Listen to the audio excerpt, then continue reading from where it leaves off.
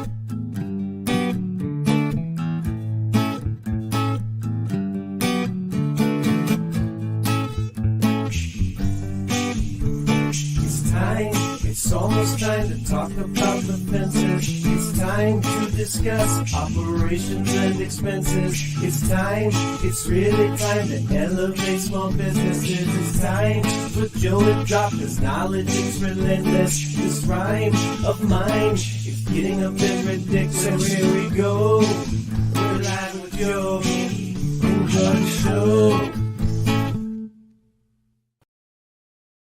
What is up, Fence Fam? So good to be back with you guys again, virtually, as it were. Appreciate you guys tuning in for another live Ask the Experts that we host most every Saturday, starting at 10 a.m. Central. If you're listening to this on the podcast, you are listening to a recorded version of a live conversation, as I said, that I host most every Saturday, starting at 10 a.m. Central and going to about 11-ish. 11-ish because sometimes conversations take us fun places and we talk for a little bit long, especially when today's guest is on. Usually we have a ton of good conversation and find ourselves going a little bit long. But if you're listening to it and you'd like to participate in the live discussion, have your questions answered live, check us out. YouTube, Facebook, LinkedIn.com/Joe Everest. Also, after this, we're going to be starting a thing to where after these lives, Facebook, YouTube, all that, we're going live on TikTok. So TikTok does not directly interface with StreamYard, which we use to talk to you guys on all those platforms simultaneously.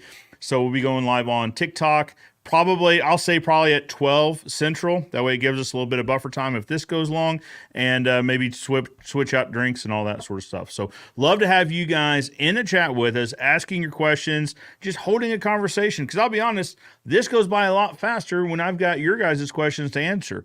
Always happy to talk, but I'd rather be bringing value than just hearing myself talk about something or other. So love to have you guys with us. Thank you so much for listening. If you're listening to the podcast, the team tells me it makes a big difference when you leave a review, however many stars you feel led, preferably, more than 4. I don't think we're allowed to specifically ask for a number, but like more than 4 would be great. Much appreciated. Guys, let's do a calendar update. This is also something we're working on after about 5 or 6 years of having the show. We're working on being more professional here. So I've actually written down some calendar updates so I won't forget. First things first, coming up week after next, November 3rd through the 9th, Fence Installation School. We've been talking about this a lot. We've been having Michael Reed on. We talked about Tony Thornton. We talked to Tony Thornton about it. It's coming up. It's going to be week after next. Listen, I'm a fence guy. I know how fence guys think. This is when we start planning for about 2 weeks from now. This is the time to get in. Make sure you get registered now so they can make hotel reservations for you, and obviously make sure that they've got food lined up, they've got spots available in classes, that sort of thing. 3rd through the 9th in Tulsa is going to be Fence Installation School. The 7th through the 9th is going to be Sales Training School. Also 3rd through the 9th is also going to be the Fence Contractor Business School. So for the full week, you've got field installation and business training, or business school, contractor business school. The 7th through the 9th is sales training there in Tulsa. All that's going on in Tulsa. The 3rd through the 9th at the same time frame, but in Arlington, Texas, they're hosting the Gate Automation Installation School. There's also going to be, if you're going for accreditation, there's also going to be accreditation at both sites. I believe on the 8th, I should have written that down. I believe on the 8th is the accreditation testing for just whatever you're trying to go for, whether it's going to be business or gate automation. Check those out. See, we're almost professional. I almost had this thing nailed. 3rd through the 9th, we got automation in Arlington. We've got installation and business school in Tulsa. And then 7th through the 9th, we've got sales training also in Tulsa. I've got one team member going through fence installation. One of our contracting partners here is going through gate automation in Arlington. I will be in Tulsa the Sunday and Monday, and also Friday and Saturday. I've got some commitments here in town that I need to be back for, but I'm going to be shooting some content there for you guys, doing interviews, so that if you guys aren't able to go, hopefully we can bring you into it for a little bit, maybe show you a little bit about what you've missed, so that next year you put it on your calendar a little bit early. I'm not saying this in a negative standpoint. I plan my life about 2 weeks in advance, so I completely understand the situation. Talking about other things to put on your calendar, gentlemen, January 31st through February 6th is going to be Fence Tech. We've been talking about it a lot. Put it on your calendar. More than 2 weeks in advance on this one, gentlemen. Salt Lake City. If you guys have watched the content, you see we went up there for the mid-year conference, mid-year summit. Beautiful city, beautiful venue. Incredibly easy to get around. There's about 1 million hotels. I didn't count them all, but I'm rounding. It's about 1 million. Plenty of places to stay. We've had conferences in other places where the hotels near the conference center maybe weren't as approachable in terms of price. There is everything from Holiday Inn Express. Nothing saying about that, but everything from that to Hyatt Regency.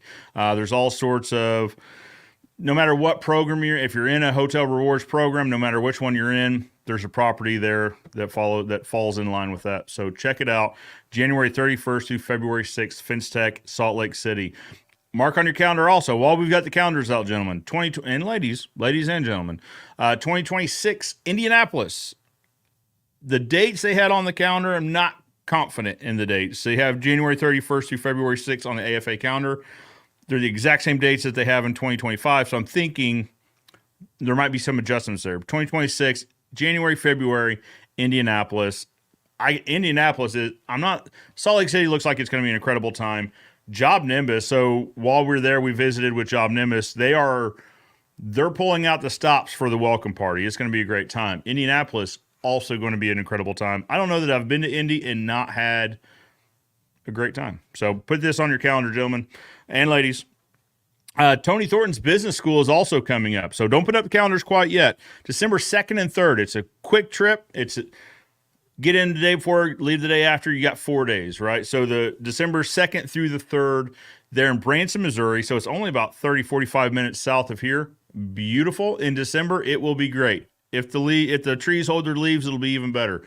I mean, Branson, Missouri is a family-friendly destination where you could bring the family, turn it into a week. It's December, so probably a little bit easier to get away from the office. Christmas lights, there will be a ton of Christmas everywhere. Branson they go all out for Christmas. Silver City this is the last weekend for Pumpkin Days down in Silver City, and then they'll switch over to Christmas this week and Christmas next week. Anyway, so mark it on your calendars, December 2nd and 3rd, Fence Business Conference. I'll be speaking. There's a ton of speakers lined up at this conference for you to get a tremendous amount of value. Last year, I went as an attendee. I plan on going back as an attendee this year, just sit in the back and take a ton of notes. Tony asked if I wouldn't mind speaking. I'd love to. If I can bring you guys value, I'm always there for it. Mark it on your calendars. I will be there. You should be as well. So I hope you got your calendars out. If you missed a date, drop it in the comments. We'll rehash some of this, and we'll go from there. Let's say hello to a few people. Justin was in the chat. Let me look at the timestamp. A solid hour and 8 minutes ahead of live schedule. Let's go. Saturday morning and already hit the gym and now driving to Des Moines. The oldest boy's running a 24-hour race. It's intense. Then headed to Dan Wheeler's place to stay in a pergola in semi-solid black for him. That is the industry coming together, ladies and gentlemen. I am jealous of you for getting over there for sure. Guys, check out Dan Wheeler also. So another great content producer. I love to see you guys coming together. Let's explain this comment really quick because I know Mark had a question about what specifically this referred to. The energy drink, ladies and gentlemen. That's what we're talking about. The energy. He's 2 energy drinks in so far this morning. Being 51 never felt better. Justin, if you had to let that slip, I thought you'd be a lot younger. So, I mean, maybe there's some of these bang energy drinks. Maybe they are the fountain of youth. Probably not, but maybe. We'll see. I mean, you never know. Roger Bentoncourt's here. Hello, Joe, Caleb, and the rest of the Fence fam. Let us not forget about those affirmation thingies. He's talking about, whoop, there they are. All the likes, well, they're there for me. They might not be there for you. Not necessarily likes, because here's the thing about Facebook. Likes don't count anymore. You got to hover, and then you go into the thumbs up, the love it, the hugs, the caring, even the angry face. It doesn't really matter. They don't track which one of those you click, but it needs to be one of those. Also, feel free to share it out. Makes a huge difference, and I would greatly appreciate it. Speaking of Indianapolis, Shane Catton, Fence fam, what's up on this fine Saturday? Shane. Everything is going super well. It is a brisk fall day. It was hot all week, and now here we are, and it is 53 degrees and no humidity.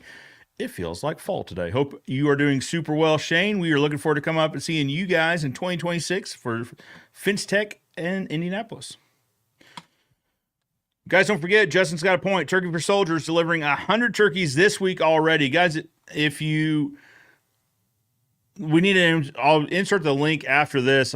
We should have had the link handy. But Justin is raising money to give. He does this every year. It's Thanksgiving and Christmas meals for soldiers.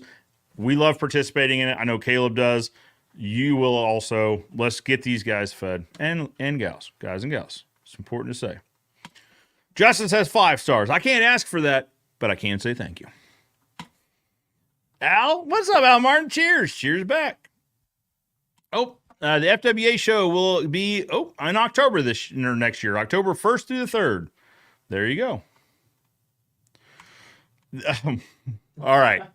I'm not going to read it. I'm just going to put it up here. And this is exactly what Mark thought you were talking about when he came in. It was something to the effect of good on him, but I don't know if that's something you put on YouTube. But now it is. All right, guys.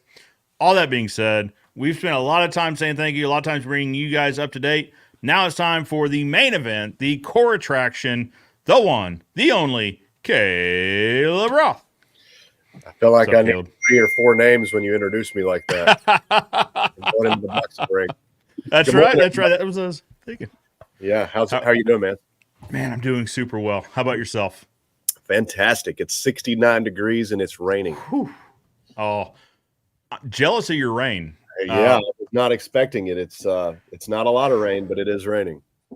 See the We haven't drips, had rain in about drips 6 over my weeks. shoulder? Yeah, well, Yeah. I think we had a hurricane for about 3 days come through, and that was all the rain we got this year. It's been a really dry year. Mm. Oh, I remember that. Yeah, where you guys about got flooded out. That's been a little while. Yeah, it's funny how the Lord works, though, because in the spring we got a hay crop that was almost double what we had ever gotten before. You Okay. know, a field. I think one field that we normally get 65 rolls out of, we got 120 rolls, and then in the fall, we didn't really get anything. So, I guess he knew what was coming, right? Yeah, that's the thing. He's helping you store up. Yeah. Make hay when the sun shines, and you got to put it up when you've got it. What is up, Jeff? Jeff Graff says, "What's up, Fence fam? Hello." Isaac Alexander, what's up, Isaac? Happy Saturday. Your bid helper checking in.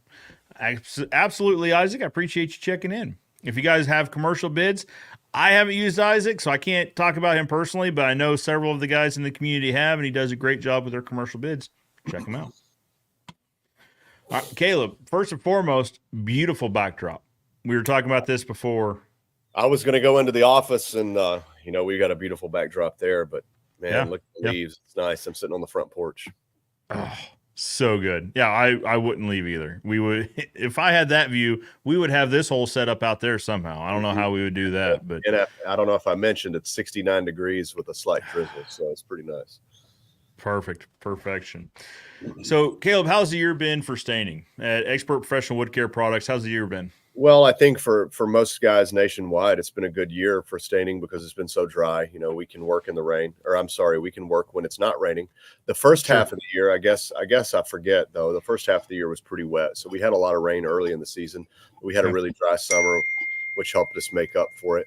And so overall, I think it's been a steady year. I think a lot of guys in all industries that maybe were new to business and maybe hadn't been in business for a couple of years, maybe weren't expecting, some of the things that a election could do to the economy.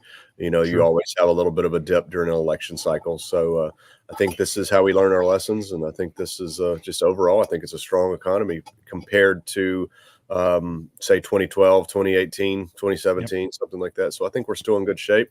It's not as booming as it once was, but hey, that's the way it goes sometimes.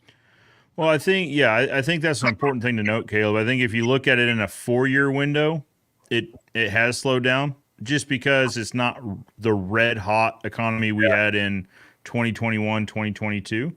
But if you look at it in a 10-year window, we are in very good shape. Oh yeah, we're still 20-year window. It's strong. Oh, it gets the further out you go, the better it gets. I mean, everyone's complaining about rates right now. Everything comes back to Fed rates. But when you look at that far out, we are still the cheapest by a long shot. If you look at the 20-year, we're still well under 20-year average for sure. Yeah, I guess the inflation's higher, but the cost of things are higher in relation to incomes. But and that's just part of it. We got to dig ourselves out of that. Yeah, well. I'm glad that we didn't that the doom and gloom wasn't realized, and I think a lot of people learned a few lessons about giving too much credence to what they see, on the TV and on certain news stations. If you listen to it, you will act accordingly, and if you act accordingly, everyone does. Then we do find ourselves in the position, right? So. It's interesting. So I was just thinking this through. So I listened to a podcast and I've talked about it on here about my experience listening to it, talking about, when you wake up, it's kind of setting your goals for the day and realizing it's self-actualization, right? Say you wake up in a bad mood. You're like, man, today's going to be awful. I bet I'm going to go into the office. I bet I'm going to hit traffic. And then when I get to the office, somebody's going to say something that's going to ruin my day. And then nothing's going to go right. The first time you've got to slow down, you're like, knew it. I knew I was going to hit traffic. And Joe, you can't be waking up and thinking like that. It's not good for you. No, because you look for those things, right? You start looking those. Conversely, you wake up in the morning. No matter, I'm not best at waking up. I don't love it. I want to stay slumbering for a while, but give yourself about 30 seconds to realize that you're awake and you've got things to do. And it's like, you know what? Today's going to be great. I'm going to accomplish maybe these three things. I'm going to get to work early, which is controllable. I'm going to, set myself up for success. I'm going to talk to these few people, and I bet I'm going to, I'm going to talk to 2 or 3 guys. We're going to do high fives, fist bumps, whatever. It's going to be a fantastic day. And I bet I'm going to get a phone call that changes my outlook. That's all you got to look for. And guess what? Getting to work early, completely manageable. So that when you do, you leave 15 minutes early, because when you do hit that slowdown, that's always, like for us, I always know exactly where I'm going to hit traffic. And it's within a quarter mile every single day. It just bottlenecks right there. All right, we're early. Come in, a few fist bumps. We usually do a production meeting first thing in the morning at 7:30, talk to the guys. And then in my mind, I'm like, okay, I'm checking boxes. I'm like, see, I knew it. Today's going to be a good day. We're clicking, we're rocking, we're rolling. Get a phone call. It doesn't really even matter what that phone call is, but it changes trajectory, right? Like, I knew it. It's the same thing. I feel like it's the same thing when we're listening to people talk about just world events or economy or whatever, because they say, you know what, first thing we're going to see is inflation. And then when you see that inflation, that's when you know. And then the first time any price of anything goes up, everyone's like, see, they called it. So that means doom and gloom, sky's going to fall. You got to get to the other side, though. I mean, it's like Yeah. I just don't like I don't like being around people that find negativity or fault like there's a reward for it. It just drives me crazy. It's a good point. Like, it's like, man, we got to go through this. We got to get to the other side. I'm not stopping. So let's go. And if we find a problem, good. We're going to learn how to deal with the problem, and we're going to have experience. So that's that. And if I choose to slip into doom and gloom and woe is me and all this, that's not going to change the outlook of anything or the outcome of anything. No one person is going to change any of these things. So rather than that, you look at it, you're like, hey, things are probably going to get tough, but we're going to have to get tough with them, and then we'll see it on the other side. You can't change it, so you might as well figure out how to roll with the punches. Yeah, I figure there's probably like a million years of humans who died and fought and scrapped and drank water out of a dead buffalo's stomach to get me here. And I'm not going to give up on them. I'm not going to stop it. I'm just going to keep going. They worked too hard to get us here, right? Stop now. Yeah, they would see these problems and laugh at them. They're like, whoa. You're telling me you're warm every night and you've got a secure place to sleep, and you know what I mean? And you're relatively certain you're going to wake up tomorrow? Yeah. Anything past that, buddy, is a dream. They don't have fire yet, right. Like, what is this witchcraft that this house is warm on its own? But when you put it in that, to take a moment to be positive, isn't it? Yeah. When you take things in that perspective, and that's kind of how I view the business. Is like, listen, if this is the worst thing that happens today, we've still had a pretty good day. No one got hit by a bus. The sky didn't fall. Today could have gone so much worse. I'll give you another phenomenon. It's been a drought here for months, and there's no rain in the forecast. And yesterday, I'm down by a barn. I've got a barn down this way, and I've got a couple like old pieces of equipment. And I said, man, I really need to put those in the barn. And I said, nah, it's not going to rain. And here it is raining, and I'm wishing I had put that stuff up. So just goes to show your gut knows what's up, doesn't it? It does. You always have it. That's a fun conversation to have too with people that are way smarter than I am about the subject. But it's about that nagging feeling, that intuition is born from something, right? Yeah. Like there's a reason it's there. That little thing in the back of your mind that kind of tugs a little bit, or that feeling you get in your stomach. You're like, you got to listen to those, because usually there's it's just generations on generations and centuries on centuries of like slowly refining, the awareness, situational awareness. So just because we haven't fully tapped into that doesn't mean you don't listen to it. Yeah, man. I think it's subtle, and you got to learn to listen to it. I think that's maybe by the time you're an old man, you have it figured out. Well, and I think we can apply that to business too, right? Because I think I've done it. I've been guilty of it. I'm looking at this project, and there's something in the back of my mind. It's like, this is too good to be true. This dropped right in my lap, and I don't. But then the other part of me is like, listen, this is going to be a great job. It's really squared away. It's square. It's easy. It's big. Get equipment on it, no problem. And then there's always something, right? You hit a bunch of rock because you didn't pick up on the. What's that? Colorful tree roots. Yep. Oh. You know what? This has been a week of that for us. We Yeah, that has been a week of that for us. We had one unmarked. We had one marked. That one's on us. Like we need to take responsibility for it. There, one that was not marked, and that one was a 50 pair. So I'm glad that one was not on us. But yeah, it's just stuff like that that can come up, right? But and this particular one I'm thinking about, like I should have listened to my intuition because also the customer, I don't know, he was easy to get along with, but there were these little things like in our communication and a lag of communication sometimes. And anyway, should have listened to my gut on this. Maybe priced it a little bit higher, maybe priced it to where we weren't as attractive as we were. But again, at the end of the day, the sky, a plane didn't fall out of the sky and smash me. It didn't get hit by a bus. So it's like, well, everything beyond that's pretty manageable, I guess. Yep. But say hey to a few more people. Front Rock Fences, thank you for the hat. I should have worn that hat today. It's down in my office. So Front Rock Fences, I'll wear it next week. How about that? Not next week. Won't be here next week. Week after next. Front Rock Fences sent a pretty sweet hat and a sticker. Good morning, Caleb, Joe, and Caleb. Finishing up Front Rock Plus fence. I don't know why I got tangled on that. It's a King Plus with a Canadian twist. I love that. Caleb, I have some Front Rock expert hats coming your way. Sweet, nice. Thank you. They're sweet hats. They're sweet hats, and a placard. And Caleb, I don't mean to brag. I mean, we'll see if yours comes in. Mine came in with a joke on the back of the sticker, so we'll see. We'll have to see. That might have just been for me, though. I don't want you to get really worked up about that. Yeah, I wouldn't expect to get the royal treatment, not being royalty myself. Oh, okay. Okay, moving on. So 2024 ended positively. It was a good year for you guys. Yeah, I think we had a good year. I don't know. What about you guys?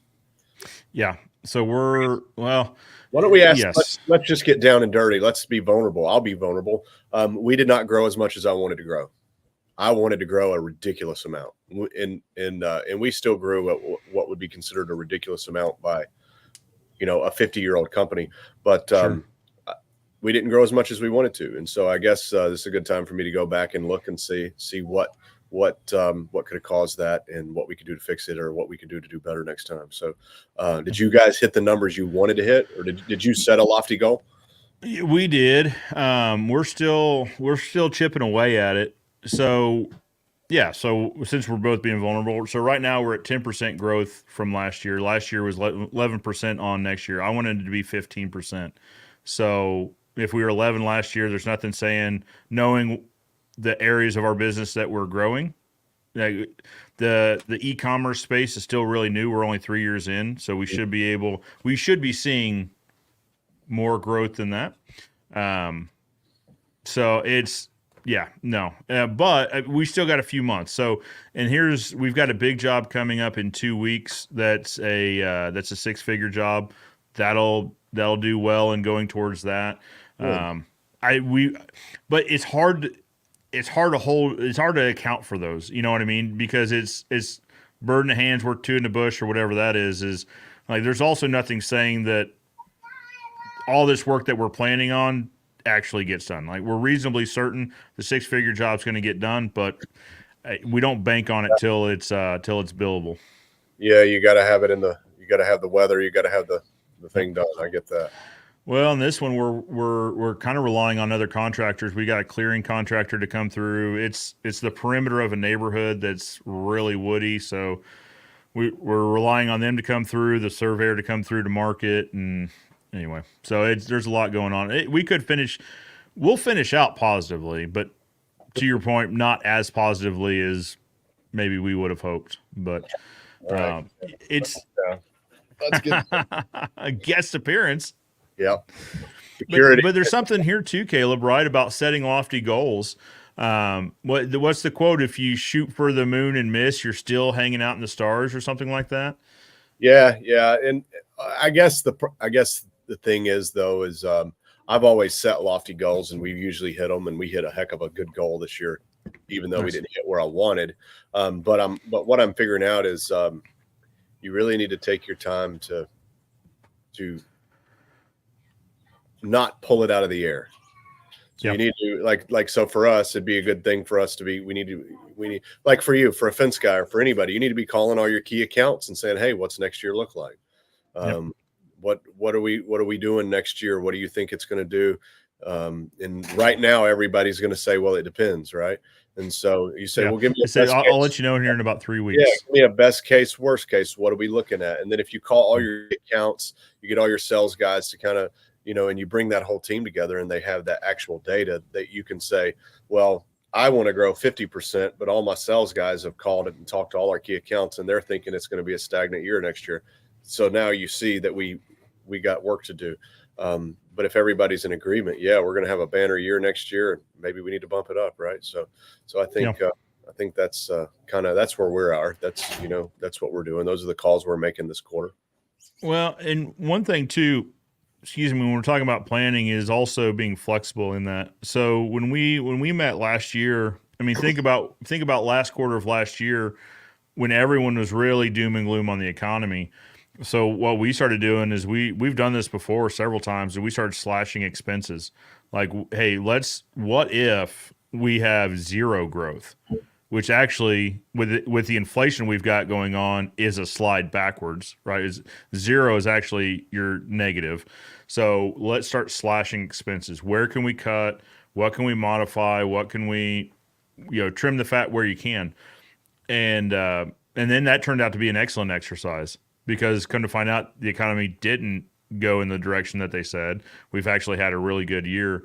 So while we didn't, this is a lesson for me and my team. We set revenue goals, but we didn't set profit goals, right? So I bet if we had set net profit goals, we would be quite a bit further ahead now because we slashed all those expenses, but our revenues didn't slide. Yeah, what is it? They say revenue is vanity, profit is sanity. So, so I agree. We'll probably we look at a lot of top line revenue. We look at gross and net profit. We report on it every week in our meetings. But I think next year I may even float the idea of not even looking at top line revenue and just there's a company I know, a business coach, and he said he coached this company for 3 years before he knew what their top line revenue was because the only numbers they talked about was gross profit. And so, and it was a significant, a significantly sized company. So interesting thing to think about. Yeah, absolutely. Well, and Jeff's got a point here. Does growth really matter? What if you made more margin on the same numbers you did prior? We don't necessarily care about growth. We care about margin we make off of what we sell. If growth were to happen but margins went down, that's not considered good growth. I think that's a great point, Jeff. Yeah, sure. Fair enough. I'm always going to argue, what if we have a better margin and better growth? But but I think that's so true. The what does growth mean is really the key answer. Maybe growth means we did 10% less revenue, but we systematized everything. We cut some major expenses and we increased payroll because we hired better key A players that will next year, give us a huge bump in top line revenue. There's a lot of things. So that's one thing I'm stuck on is just learning, because I'm getting really good people in my business over the last few years, and they will absolutely hit the target that I set. So now I'm learning to be very specific and be very thoughtful with the target. So is revenue really the target, when maybe the target is actually we need to go to 100% A players, or maybe we need, to get operations people that can scale us to, instead of 3 crews to 20 crews. I'm starting to figure out that, okay, we've got to look at that and really choose our KPIs wisely. Well, and what if growth was, instead of a 15% net profit percentage, you shot for 17, 18%, which depends on the business, but in a lot of businesses, 3% additional net profit can be life-changing. Well, yeah, because it's not 3%; it's like 30%. If you're running 10% net profit and you get 3% more net profit, that's 30% more profit. So that's a big thing. I think it's called a functional accountability chart, or functional accountability is one of the Rockefeller habits, and that's where you put one of your a team member over a specific part of the P&L. And so maybe marketing would have one, and warehousing have one, what have you, different, your different sections on the your different business units within the business, and that's where they can really start making those cuts if you got good people, and they can really save you the money. Well, and it can, if you're focused on the further down the profit and loss, whether you're talking about gross profit or all the way down to net profit, thinking there could actually. So when you're thinking about growth in revenue, so a lot of times when you get in growth phase, your net profit slips, right? So if you're used to operating in 10 to 12%, but you go strong into growth, you might slip into 8%.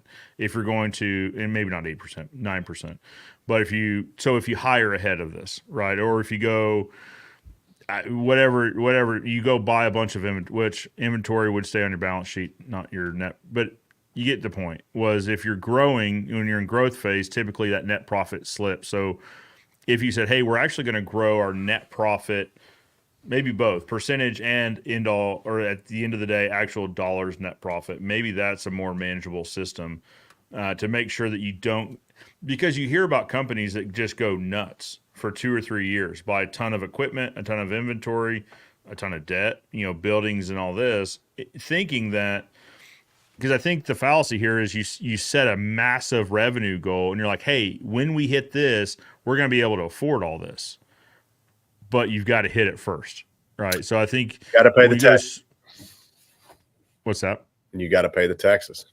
Yep. Well, that's fair as well. For that. So anyway, I think Jeff's right. I think, when you don't prioritize top line revenue growth, when you actually prioritize either efficiency growth or what systemizing,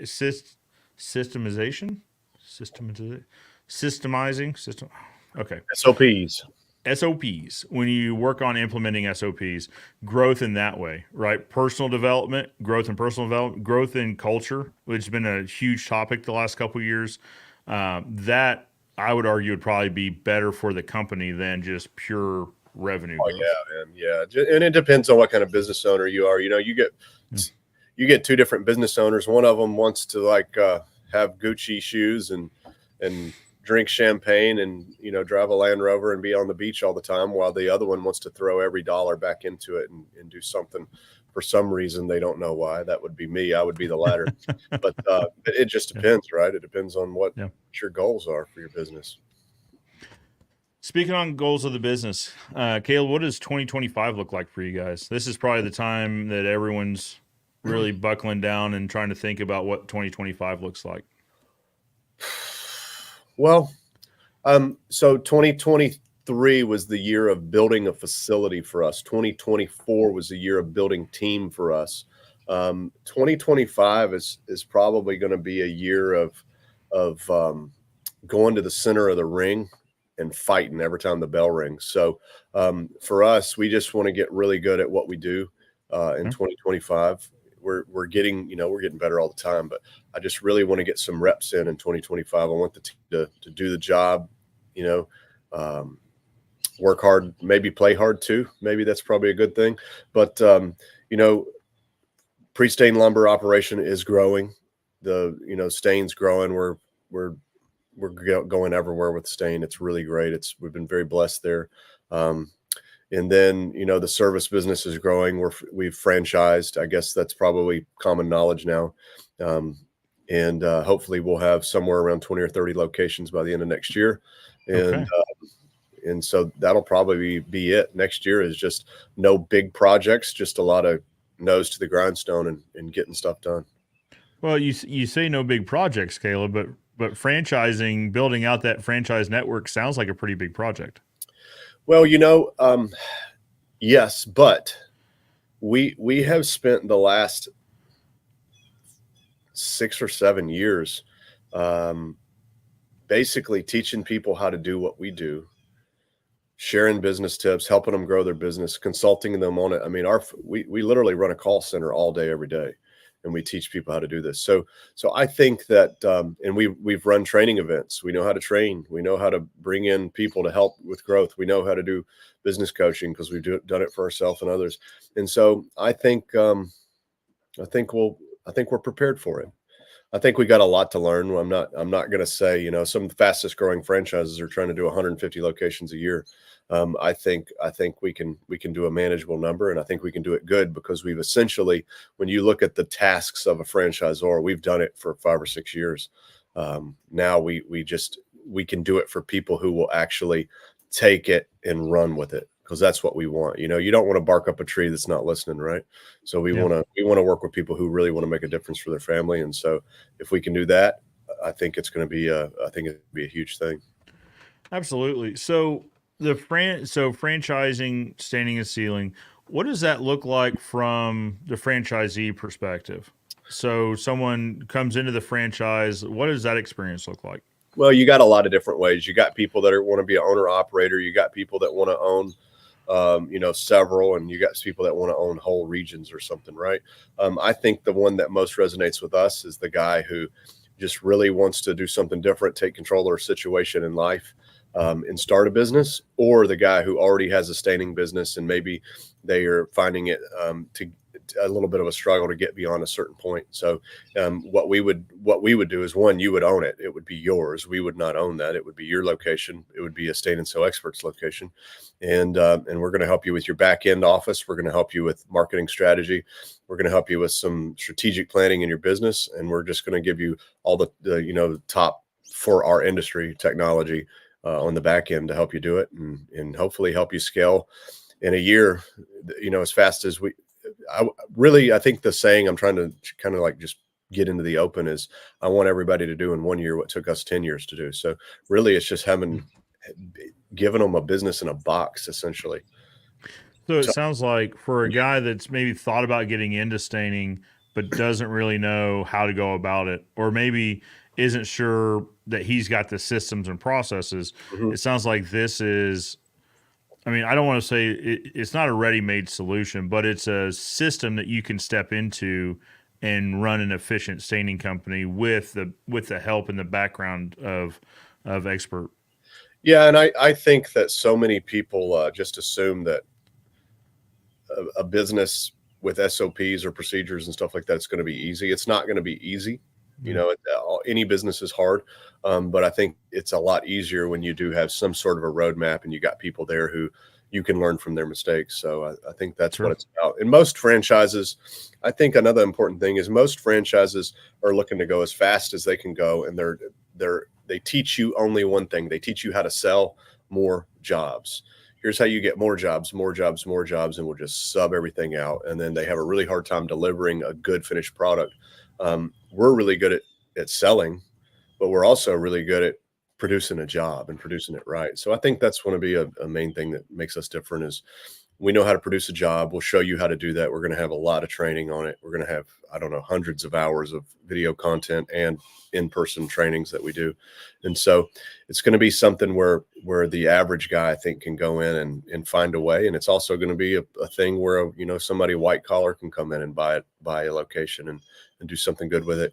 But one of the key differences is we're not looking to gobble up every territory in America. We're just looking to partner with people that want to partner with us in certain areas. So I know there's some guys maybe even listening right now that want to do something with us. And I think it's going to be a great way for us to kind of bring in the best of the best and everybody get together under one umbrella and do some really big things together. Well, I think that's a big benefit that's worth talking about is you get a support group as well, right? So you get all the foundational, tools, right? You get the trainings, you get tools of the trade. Obviously, you get through your guys' purchasing, you get better purchasing power by being a franchisee, but you also get access to a support group. Or a support network of other contractors saying, hey, this is working, this isn't working, here's where we're growing, here's where we're having trouble growing, that sort of thing. Yeah. And one of the things that I've tried to do several times that really bothered me over the last few years is, I'm an entrepreneur organization, which is a monthly forum where you get together with it's all different industry, but like-minded business owners. And we talk about problems that we're having or wins that we're having in our business. And every month, if you're in a group of 10 guys, every month you learn 10 hugely valuable lessons about business every month instead of your typical one, right? So you can hopefully grow 10 times faster. or at least gain 10 times more business experience. I try to stain for them. I launched it 2 different times, and I got people to show up, and I would get, a dozen people to show up to the first one. And then the second one, only the guys that came were the guys that were in their late 40s or early 50s who had successful staining businesses that were pretty much running completely without them. The guys who didn't need it were the only guys who showed up. And I was just so frustrated with that. And I said, man, I want to be a part of a group that will show up, because these are the guys, these top guys that are successful. Those are the kind of guys I want to be around. So hopefully we can raise up some more people like that who really are serious about it and can do something with it. I think so much of the staining business has been easy money for so many people. We're just going to do something that's easy money. And so we want to professionalize that. And so hopefully that's what Stain and Sew Experts will do. Absolutely.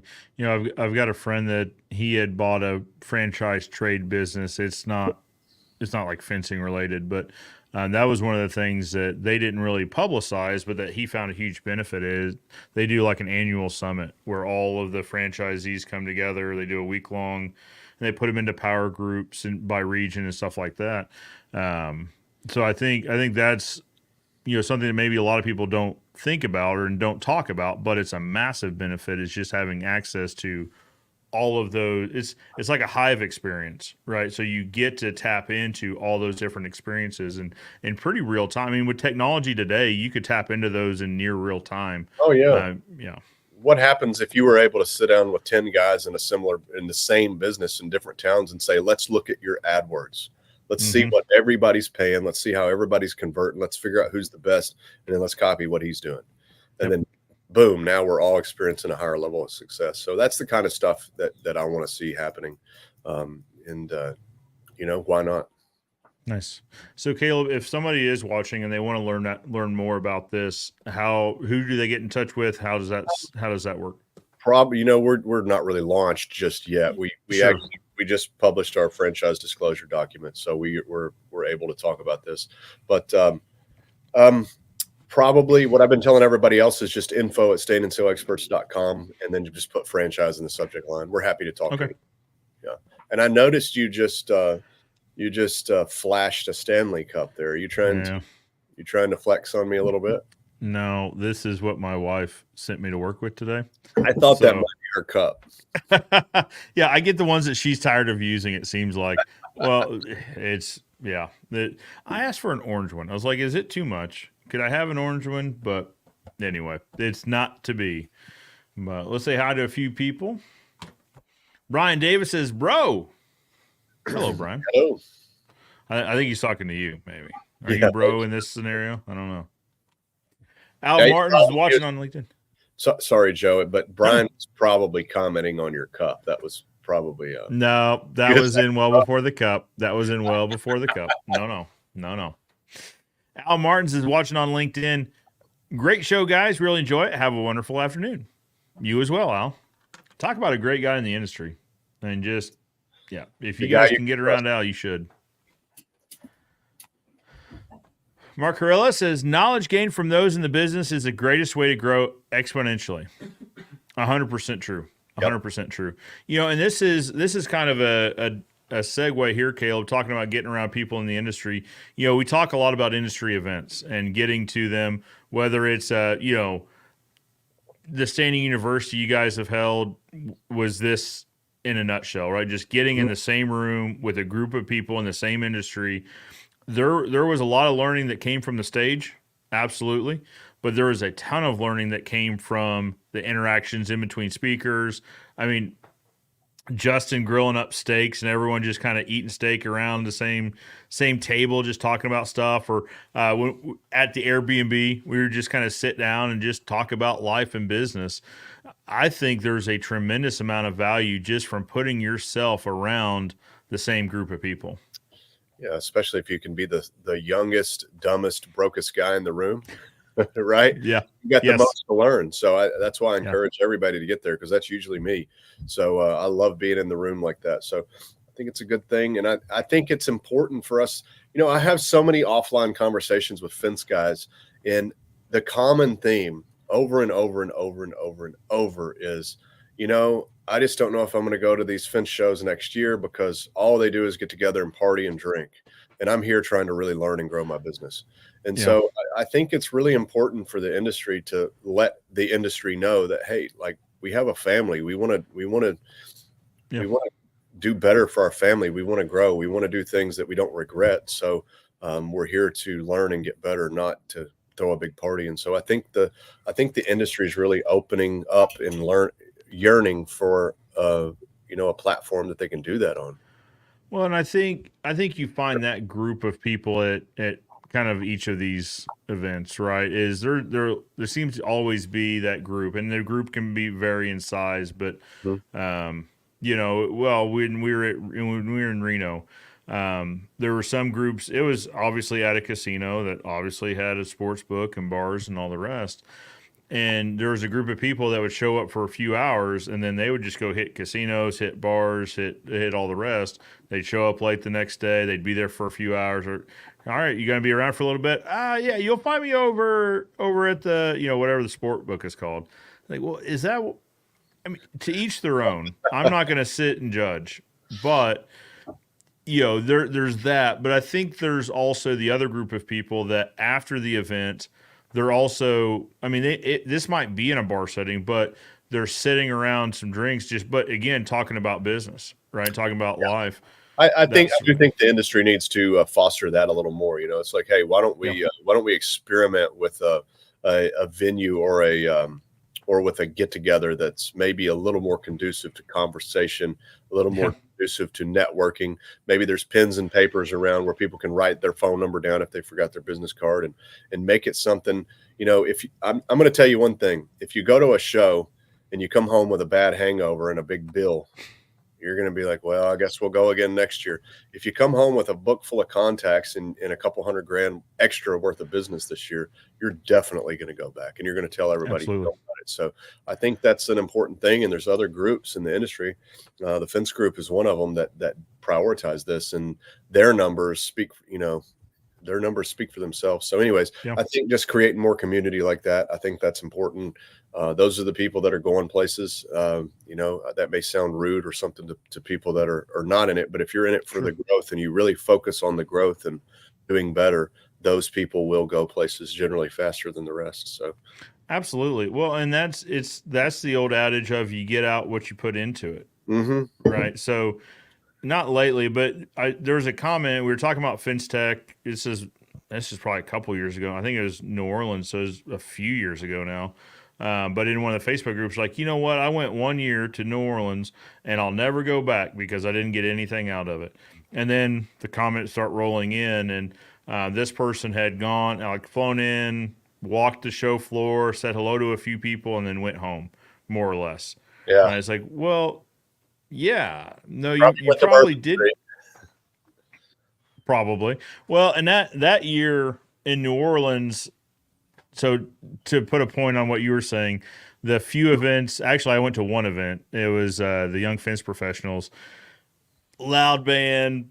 It was at a bar, and I was there to just mingle with folks and meet new people and all that. And I was having conversations, but you'd have to yell to be heard. Everybody and eventually, said it was so loud. It was just too loud. Yeah. Well, and eventually, so when we're there producing content. So at some point, my team I was with, I was like, we got to go. We cannot. I'm not going to be able to talk tomorrow, which means we're not going to be able to do content, which shoots this whole thing dead. We got to go. Making videos to represent the industry, and it's at a place like that. People are going to be. Well, we were not shooting videos there. What's the fence industry all about? Yeah. So but anyway, so that was this guy's experience, and my experience in Oklahoma City was much different. My experience in Nashville was much different in that after the event, there were subgroups that would kind of split off. But in Nashville, we ended up splitting off with Benji and some other guys because there's this, like, it's not a secret cigar bar, but it's like a speakeasy, like, cigar bar. And you have to know, like, you pick up a phone and you have to know the passcode, and then somebody comes and opens the door for you to let you in, sort of thing. It's kind of a wild deal. The women in fence really do a good job. The they really do a good job with their events, because afterwards it's usually not too crazy, and you can actually you see magic happening with those events. My wife spoke at one of those, and so I was tagging along, and I thought, these ladies haven't figured it out. They're networking right now. Things are happening. Nobody's drunk. They're all networking. Things are happening, and you see how the women offense has grown over the last 5 years. It's exponential. So I think we could learn something from them. Well, anytime you can get into these groups, that night at the cigar bar, there was probably 5 or 6 of us, business owners. There was, Benji was doing SEO, but also some folks from Job Nimbus had stopped by, and there's some people that kind of rotated through that I would have never met just casually, but they were there because they knew somebody else that was at the table. If you can get yourself in those situations, if you can keep yourself away from the crazy and put yourself in that situation, typically you leave with a lot more than you showed up with. Yep. But it just depends on which table you want to set at. Yeah. But anyways, I love the associations, and we go to all of them. I think it's great. But I'm just spouting out what is always told to me. We hear this, you hear this from so many people, and I think nobody's brave enough to say anything. So hopefully I will fall on my sword for everyone else's benefit, hopefully. So yeah, I think you're right. I think anytime we can prioritize networking and probably mentorship, right? We've seen there's been in the young fence professionals, there's been a few pushes for like setting up a mentorship program. I think if someone were to take the reins and see that through, I think there would be a massive amount of benefit to the industry out of a situation like that. Yeah, and maybe it doesn't even need to be called mentorship, because I think that term, some people feel unworthy, and some people feel, oh, I don't need a mentor. But actually, I think we all do. I'm always looking for someone. It's just helping the next generation, taking somebody under your wing, and Matt Warner does this. A lot of other guys do it in the industry, and really, it's like the great ones from the old days, they didn't go to parties and stuff. I'm sure they had their different things, but you didn't go to the fence show and it was a wild night, right? It's like they had some guy who had a plumbing company who said, Jim, let me help you out with your fence company, and you can do what I've done in my plumbing company. It'll probably help you. And so anyways, I think something like that is a good thing. There's a time and place for everything.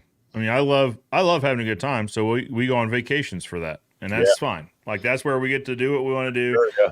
But, the way I feel like is like, hey, if I'm on my company's dime, it's my company, but it's my company's dime, right? Like, I'm doing a disservice to the company if I'm not bringing value back in some way, shape, or form. Yeah, think about it like you're the president of your company, and you don't want the president of the United States, like, they always get like when they're wasting money, right? People always fuss and gripe and say, that's my tax. Well, this is no different. It's your business, and all the people that you represent, and right, you got to represent them right. So I think it's a good thing.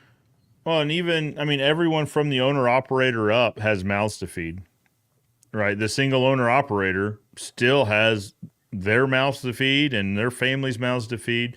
And then for every employee you bring on, you can figure there's an average of 3.5 mouths to feed 2.5 mouths to feed per team member. That's the number we kind of use. Yeah, but there's so many great guys in the industry, man. The fence business has been so good to me, and so many good people in it. So time for those guys to speak up and let's do some things different. And I think a lot of that change is happening. So excited to see what the future holds. Jeff Graff, we know this guy, says, I always do my best to mentor. I get messages almost daily from people asking for advice, whether it be bidding or installation advice. That's what we need. We need people that feel comfortable asking the question, and then someone that feels comfortable answering and like providing this mentorship or whatever we want to call it. And I think it's also good, Jeff, for people to call it like it is. If you see somebody messing up, call it like it is. They might be mad at you, but they'll never be mad that you didn't try to help them. So, or they will. You never. Yeah. Anyway, but what I mean is, if you see somebody fixing to crash their plane, tell them so they can fix it. If you see it and you don't tell them, they'll be mad when they do crash their plane, right? That's fair. Yep, absolutely. You would have just told me I was out of fuel, and I would have And never. would how goes your flying journey, Caleb? We haven't talked about that in a while. Well, I stopped the process because there's no hangar space in Nashville, and it was 3 years Oh, to join a club. But I've jeez. moved. I've moved to the country, and my neighbor has a 2,000-foot strip. So it's time. Oh, Yeah. you don't So, say. yeah. I mean, these things take time, but I'm thinking. I really like what Luke Gibson's got. That Yeah. one. I don't know if he's got a 182 or 185, but a Skywagon, I think, is what I want, a tail dragger. It'll be great for running around doing business stuff, and I can land it on a grass strip pretty easy, Yep. and I can look cool doing it too. 'Cause there's nothing cooler than a Skywagon. So You said grass strip, and I immediately went to Luke Gibson having yeah, a grass strip right next to his shop. yep. Yep. But yeah, I don't know. I thought about you the other day because I'm starting to get kind of more into the like I ought to start getting refreshed on ground school and then maybe start getting some flight time in and work my way in that direction. Yeah. Oh, we know this lady. Ashley Roth says AFA Women in Fence did a poll of the ladies who attended a Zoom call earlier in the year about a mentorship type program. There's quite a bit of interest from mentors and mentees. So it sounds like, it sounds like people want this. The part that's hard to get your arms around is organizing it. I think that's what the YFP group. I think that's the problem they fell into was just trying to organize it and keep people. The EO is a great organization because they figured out how to get people in the room in small groups constantly talking about it. They've got the organization figured out. I think that's what we need to figure out for ourselves is how to implement some organization into this idea. Well, and I think it's tough to just assign people to it. I don't know. I'm sure some organizations done it, but there's personality types, right? Matt Warner has been a great mentor for me at a distance. Yeah. I don't call Matt every day, but Matt was raised a whole lot like I was, rough, and like Matt was in his younger days quicker to fight than he was to not fight, right? So Sure. I was raised in a very similar way, very rough, very gruff, I'm perfectly okay being yelled at. And so if you come at me and you try to mentor me in a very soft manner and you kind of beat around the bush, that don't work with me. I need it direct. I need to know how stupid I'm being. Tell me right now so I can fix it. It's not going to hurt my feelings. And Matt will do a good job of that. Sure. That's not going to work for everybody. You know what I'm saying? So I think if you can find a way to maybe say, hey, let's all do personality assessments or something. Those take 10 minutes. That's exactly what I was thinking is then you could probably do a little better job in pairing people up. Yeah, do a personality assessment and mesh similar personalities together, and probably, and allow for redos or rematches, right? To say, hey, all right, so we gave it whatever defined period of time. Now, if you'd like to be put back into the pool, let's mix and match it up again, because some people might like that just for the randomness of it. Well, it depends on what you need, right? Like, so I've got some guys that mentor me that they work for me in our business, but they're mentors to me because they're older. They've got a lot of experience in manufacturing, whatever they've done. And they're engineers. They're engineer type people. And I don't really want all the details of engineers, but I need to be mentored by somebody who can tell me how to think like that enough to be dangerous. And so I think it depends what you're looking for too. So like if I can only choose one, I'm going to go with the, Yosemite Sam.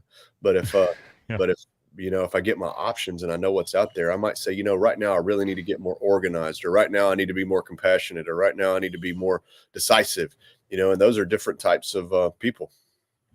Well, so speaking of members of your team, and I'm going to just talk about a conversation I had, not saying one person's more or less than others, but Bam comes to mind, right? So he and I you had kicked off the subject, and he and I followed it up about following it to the how many decimal places you go, right? So when you're tracking cost. Yeah. Right. So don't stop at 2 decimal points because and I cannot do his explanation justice, but he goes into a pretty lengthy explanation on why you have to track that to the 3rd and 4th decimal Well, I place. think basically he said a third of a penny. He said if you're in a $1 billion company and you sweep a third of a penny away over and over and over, eventually that's millions of dollars. And he said a lot of people have stolen from companies a third of a penny at a time, and it never goes missing. And so it's hard for us to think about that when we're doing a $4,000 job. Sure. But when you've got $700 million on the books at any given 30-day period, right? Then Yeah. a third of a penny 14 million times is a lot of money, right? So Yeah. and that's But I think the world he came from. So yeah, well, and I think that's to your point, right? Is finding people that have that experience to say, whoa, whoa, whoa, whoa. We need to take this to a whole different decimal point because like you'll find all sorts of stuff in these extra decimal points. It's just putting yourself around those people. Mike D'Antonio's made a comment, and I got a funny story for Mike. Okay. Morning, dudes. Hope all is well down there, says Mike. So Mike built this killer trash can enclosure for people, and it's I guess out of cedar, and it's got lids on it. When you open the lids, they're on gas struts and they raise up so you can put your garbage in. But then there's gates that open so you can remove them. Now Mike's been out to our place several times, and we've been up to see Mike, and my kids love Mike D'Antonio. He's from I guess Delaware, Philly kind of area, and he's got that accent, right? They talk different up there than we talk down here, and my kids love Mike. And they ate a Philly cheesesteak once, put ketchup on it or something. They called to get permission to make sure it was okay to do that. Is that acceptable? Anyways, so Mike's filming a video showing this job off yesterday, and I said, "Hey guys, Mike made a video." And so they all come and get around my phone, and they're watching the video and they're looking at it. And Mike's hands in the screen like this, showing the thing, and they go, "His hands are hairy. Why are his hands so hairy?" And I said, "Because he's a man." But anyways, Absolutely. morning, Mike. Love the job. Kids think your hands are hairy, but it's all right with me. but we still like you. We still like you. Your kids say the darndest things. Yeah, man. Yeah. They just point out the obvious, right? His hands are hairy. I said, "Yep, he's a man." Well, there for a period of time, they thought that I wore orange pants because it stands to reason. I understood the thought process.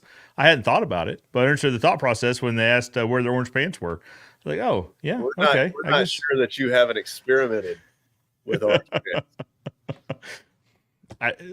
There is a very real thought about having an orange suit made, like not a cheesy costume, because that's really the only thing that's available in our area is like these cheesy like Halloween costumes, like the Dumb and Dumber. But hey, there's man, I know a guy, and he I don't know how he got my name, but he messages me off the internet. He's from Bangkok. Is it Sam? Maybe that's the guy, but he'll make you an orange suit, man. So Sam the tailor is so I followed him on TikTok and or maybe YouTube, and I made a comment, and he messages me occasionally. He's like, "Hey, would love to make you. All I need is your measurements. I can give you a price, and we can do everything virtually." Like, okay, and like I watch his content, and his workmanship is really good. That's exactly who I'm thinking about. Yeah, is like, man, I need to get some measurements done, and then see what old Sam the tailor can do for me. Yeah, maybe if I could do that, I could wear a suit every day. That wouldn't be bad. Not all bad. Not all bad. Hey, so let's say hi to a few more people, and then we'll start landing the plane, as it were. So Justin says, Thick Sick Mentorship, so I wonder if that's the name of a program, provides for great opportunities to help others with advice, guidance, and support. So Justin, is that Caleb, what do you think? I mean, it sounds like maybe he's talking about a mentorship group there.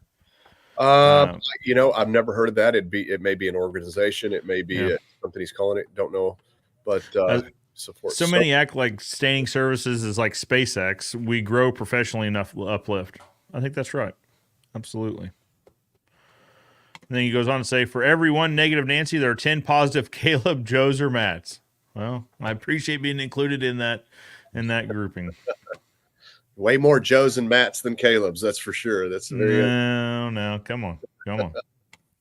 Mike says, I'm all ears. Ha, that's awesome. Gotta live with it too.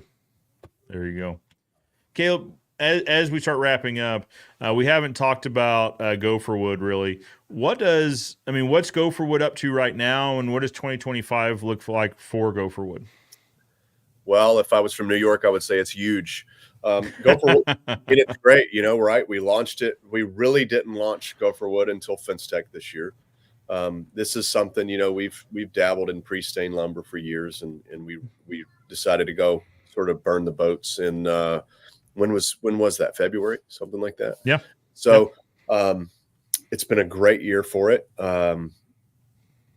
It's I guess we have a bigger platform now, and it's easier to do this, but we've done a great amount of business this year that surprised me, and so I think next year it's going to be even better. I think the main thing is just getting the word out there about it. Like, we're available in some Stevens Pipe and Steels, but some Stevens Pipe and Steels don't know about it because they won't take our phone calls. So if you're watching over at Stevens, let's talk. The guys that are selling it are doing good. We got a lot of fence companies using it. They're having good luck out of it. We're not seeing any warping. We're not seeing shrinkage or anything like that. We have it in Japanese cedar and Western red cedar. We've got a fence track board that's rough cut on both sides. That's Western red cedar. We mill it custom for that. It's a fantastic board. We sell a ton of those, any color you want.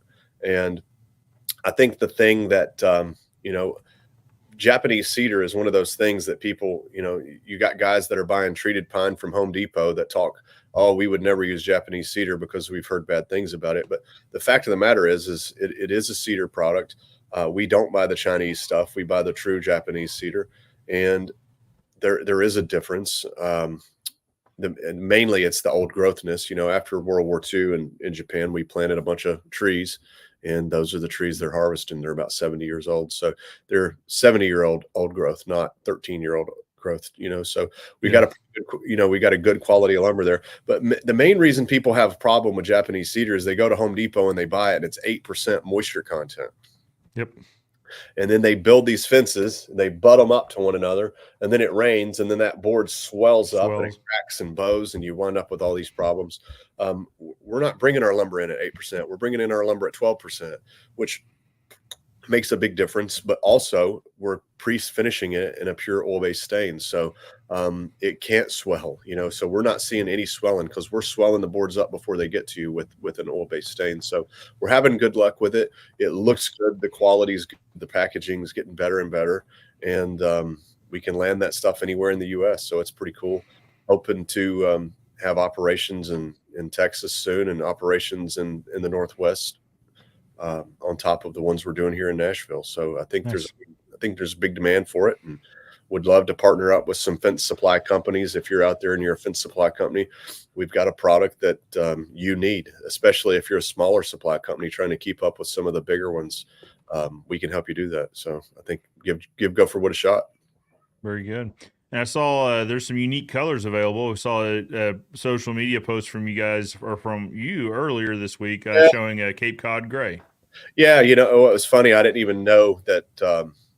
I didn't even know we did it in Cape Cod. So the thing is we do one standard color, chestnut. That's the standard color. But I was walking through the warehouse, and we got our new bags in. We ordered bags, lumber covers, and they've got our logo. And I thought, man, that's awesome. And I picked it up and looked at it. I wanted to feel how thick it was. And then the lumber underneath was gray. And so I picked it up and took a picture, and I said, I didn't even know it came in gray. And so we're doing, we can do custom if you want a load of a different color, no problem. We can do that for you. But if you want it right now, we got it in stock in chestnut. Very cool. Very cool. Mike Corella says Gopher Wood is featured in our booth at the home show this weekend here in Idaho, hoping to generate a ton of interest. Yes, sir. I hope so too. I believe you will. Well, anytime we show pre-stain, so what we'll typically do is we'll put some natural cedar up, and then we'll put some pre-stain next to it, and we'll play. It depends on how the conversation is going, but if it's going well, we'll typically play the what would you pay game. Like, what do you think? Like, here's all the benefits, and they usually assign a pretty high number, and they're like, well, I got good news for you. This is actually, we can do this pre-stain, and we make the mess at our place, so we don't bring it to yours, and all of this, and it sells itself to a large extent. Yeah. Because people want that finished look. They like the idea that it looks nice longer, that it has the actual benefits of longevity. Yeah, so it sells itself to a certain extent. Yep, for sure. Absolutely. As you can see, home is a happy place. Dogs, wet Hey, dog, there. the worst places to be in the world. That's for sure. That's for sure. No place like home. Caleb, thank you so much for coming on. Really appreciate it. Yeah, I really appreciate everybody. And of course, Bam got here late. We're just signing off, Bam. Sorry about that. Your ears were burning. We were just talking about you tracking decimal points. Yeah, we've said good things about him. So he's doing a great job. Yeah. Mostly good, yeah. Awesome. You have to go back to watch the replay. Yeah. Well, hey, I appreciate everybody who joined in and wrote comments or whatever. That's I appreciate it. If anybody needs us for anything, we're always here to help.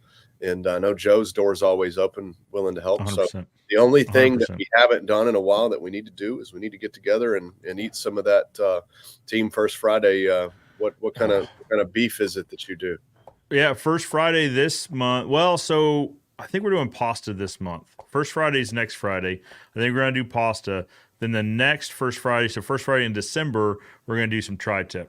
We're going to cook up tri-tip. Real quick, give me a rundown. What do? You do it first Friday of every month. What do you do? It depends on the month. So sometimes it's last Friday. Sometimes so we've been doing final Fridays for a while, but because of obviously we've got Thanksgiving and Christmas coming up, so we flipped it to First Friday. But yeah, so it's a day where we don't have any scheduled work. We don't schedule installs. We don't schedule deliveries. We don't schedule anything. Now, the office is open, so we'll take walk-in customers. I mean, we're not going to turn anyone away, but we focus on, this is the adage of when a plane's going down, you put the oxygen mask on yourself so that you can help others, right? So this is one day a month where we put the oxygen mask on ourselves. We do whatever projects we've been putting on hold that are critical to, it could be shops going in the truck to get oil changed that day or tires, or it could be, we could be this First Friday, we're pre-staining. We've got 2,800 boards to stain. So like, hey, let's work ahead on that. Let's get down to e-commerce and work on some efficiencies down there. We do that in the morning. Afternoon, we all break for lunch. We'll either have it catered in or we'll cook. Like I said, next month I'm going to cook up tri-tip. Everyone's going to bring in potluck sides. It's the holidays, so we might as well do it holiday style, kind of family style. And at the lunch, we talk about each person that has a responsibility. So we'll talk to residential sales, commercial sales, material sales, e-com sales, field production, accounting. I'm kind of going around the table in my head. I'm sure I'm missing somebody. We'll talk about marketing. Mark will talk about what the marketing channels are doing, and we just chat about what happened in the previous 30 days and what we see coming in the next 30 days. The idea is it keeps everyone on the same page because, you'll know, it's really easy for a company to get siloed as it grows, especially if it's growing in different directions. So the field guys, the guys that are out installing fence, don't really interact with the e-commerce guys at all. And they're in different parts of the building. They operate on different schedules. So at least once a month they're at the same table. So the field production guys kind of hear, hey, here's what's going on at e-com. And also e-com here's what's going on out in the field, trying to keep everyone tied into the same team. Nice. Good. We do something similar. So I just wanted everybody to hear it. I think it's a good thing to do. Yeah, I think it's good for culture. I think, and we also do a round of, Mark, what do we call them? We used to call them shout outs. There we go. We used to call them attaboys. Now we call them shout outs, where people we used to, everyone had to give a shout out. Well, that got a little redundant. So now it's like at your own leisure, give a shout out here. And then we'll do culture captains to where everyone on the team will elect two people that they feel embody like what our culture should be and what people that are pushing positive culture.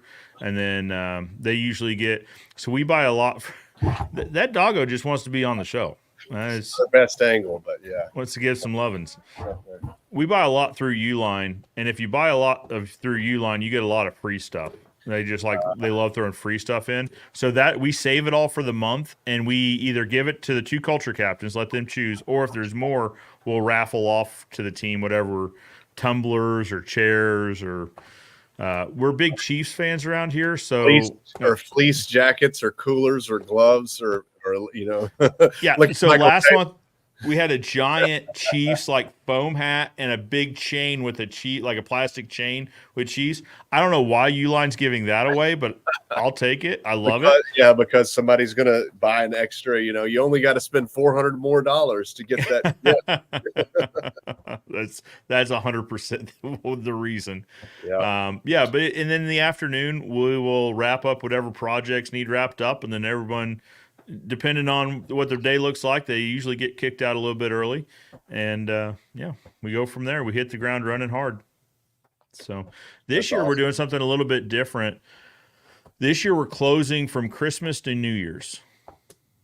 We'll just be closed, so that we've always ever taken, depending on the year and how it falls out in the week, we either take Christmas Eve and Christmas or Christmas and the day after, and then New Year's Day we usually take. But this year we're just going to be closed the week between Christmas and New Year's. We're doing the same thing. Yeah, we're doing the same thing. It's always slow. It's always everyone's got food hangovers kind of thing. And they've got family in town, or they're wanting to try to get off to go to family, and so we do it. We leave the door open for anybody who has to have work hours or something. But same thing. Yeah, so Mark's going to hear that. Actually, any of our people watching this will hear this first. I'm going to make the announcement tomorrow morning. We're giving everyone the week paid off. That way they don't have to make financial decisions on, do I save PTO days or do I not go with my family because I'd like to get some hours? We're going to pay the week. Nice, man. That's awesome. We were talking in the beginning. It's been a good year. Right. And so that's our way of trying to spread that back, doing little things like that. Good. But say hello to just a few more people. John Roth. Hello, John. We know this gentleman. Yep. And then Michael's laughing at the decimal comments, maybe. Oh, he's laughing at the Uline comments. Oh. Yep, that makes sense. He would go around and say, "It's your month. What would you like to have from Uline?" We had to take it. We had to take it away. That's probably not a bad idea. The 14th lawn chair I got personally, I was like, all right, we got to stop. Yeah, this is. We only need so many wireless earbuds or Bluetooth speakers or got an tumblers. electric chainsaw, and then this electric truck made in China shows up. I mean, I don't know what we were spending there. But. You guys were in the top sections. I usually don't get too far up into that. I stay down in the chairs and the fleece jackets areas. But anyway, I was afraid a bass boat was going to show up one day. A made in Taiwan bass boat. Yep. You're like, wait a minute. Well, okay, guys, we have got to do some reevaluation here now.